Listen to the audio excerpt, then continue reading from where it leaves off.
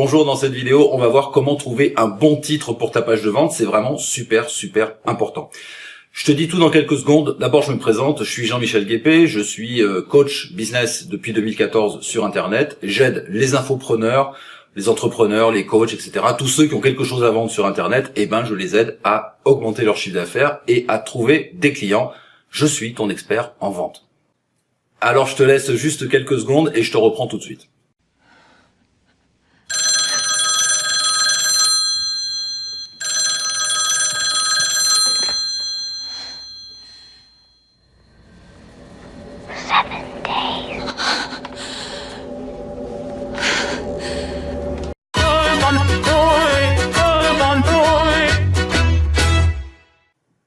Voilà, j'espère que ça t'a incité à t'abonner à cette chaîne. Et puis si tu le fais, n'oublie pas bien sûr d'activer la cloche pour recevoir toutes les vidéos au fur et à mesure que je les publie.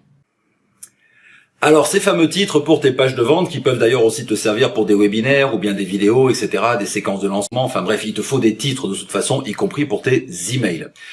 C'est très important. Pourquoi? Parce que si les gens ne cliquent pas sur le titre, s'ils sont pas attirés, s'ils sont pas accrochés par ton titre, par ton accroche, ils vont pas regarder ton contenu. S'ils ne regardent pas ton contenu, ils vont pas prendre connaissance de tes offres, ils vont pas cliquer sur le bouton d'achat et ton chiffre d'affaires, il va se casser la gueule.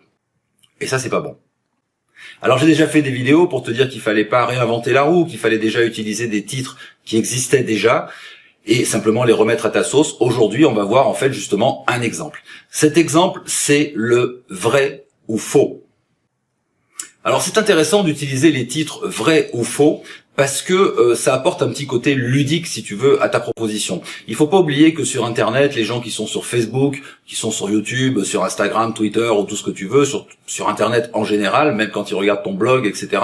Bon, ils sont là pour avoir des informations, ils sont là pour recueillir des infos et puis trouver des choses pertinentes à leurs problèmes ou à leurs aspirations, mais ils sont pas contre non plus, tu vois, s'amuser 5 minutes, quoi. C'est ce qu'on appelle l'infotainment, c'est-à-dire qu'on va donner à la fois des informations tout en essayant de divertir un peu le public, l'audience.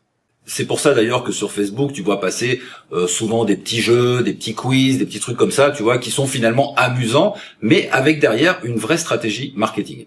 Donc on va utiliser ça aussi pour notre titre. On va mettre par exemple, je sais pas moi, un truc comme, tu vois, si on est dans la perte de poids, on va mettre, est-ce qu'on peut maigrir de 10 kilos en ne mangeant que des pizzas 4 fromages, tu vois. Voilà, ça paraît un peu insensé. Donc est-ce qu'on peut maigrir de 10 kilos en ne mangeant que des pizzas 4 fromages, vrai ou faux? Ou bien plutôt maigrir de 10 kilos en mangeant des pizzas 4 fromages, vrai ou faux? Et là les gens vont se positionner, ils vont avoir tendance à mettre faux certainement. Et toi, juste derrière, juste après ce titre, tu vas mettre c'est vrai ou bien c'est faux. Ça dépend bien sûr de ton argumentation, ça dépend de comment tu vas prendre les choses, ça dépend de ton produit, de tout ce que tu as à dire, mais il suffit de commencer en fait ton argumentaire par oui c'est vrai ou bien oui c'est faux. Évidemment, c'est encore mieux si tu mets sur ce genre de titre, si tu mets le contraire de ce que les gens pensent.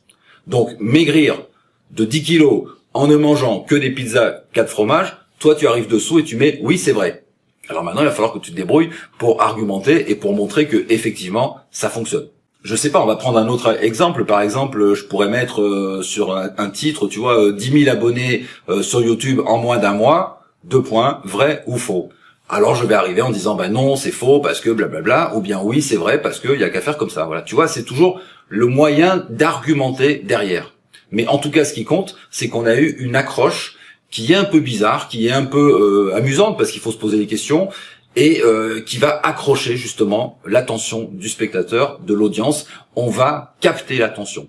Allez, un petit dernier pour la route, écrire son livre et le faire éditer en moins de 6 mois, 2 points, vrai ou faux. Tu vois, donc quel que soit le sujet, le domaine d'activité dans lequel tu es, quel que soit le produit que tu as à vendre derrière, tu peux certainement trouver une solution pour tester un titre de ce type, vrai ou faux, blablabla, ou bien alors blablabla, vrai ou faux, peu importe dans quel sens tu le mets. Tu n'as qu'à tester de toute façon en copywriting, en marketing, ce qui compte c'est de faire des tests, donc tu peux très bien avoir une page de vente avec un titre plus classique, et puis tu mets une autre page de vente juste à côté avec ce genre de titre, et puis tu envoies la moitié de ton audience à droite et à gauche, et puis tu vois ce qui se passe.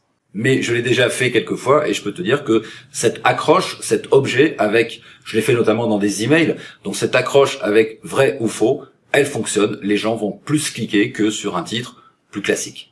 Voilà, je te laisse voir si tu as envie de tester cette petite astuce de titre pour tes pages de vente ou pour tous les textes et tous les contenus que tu as à proposer. Je te laisse là-dessus. Ce que tu peux faire, c'est dérouler la barre qui est en dessous de la vidéo. Tu sais, en dessous de la vidéo, il y a une description, donc tu déroules la description parce que à l'intérieur de cette description, tu vas trouver pas mal de petites choses. Tu verras, il y a des petits bonus, il y a des petits trucs à télécharger, il y a des choses, il y a des liens vers d'autres trucs. Bon, enfin, tu vois, tu fais ton petit marché là-dedans, tu regardes.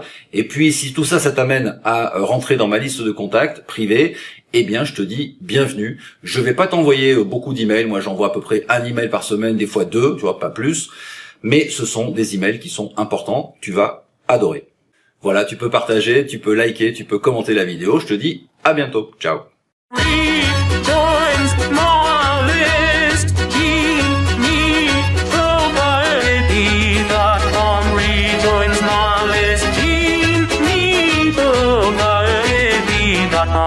Rejoins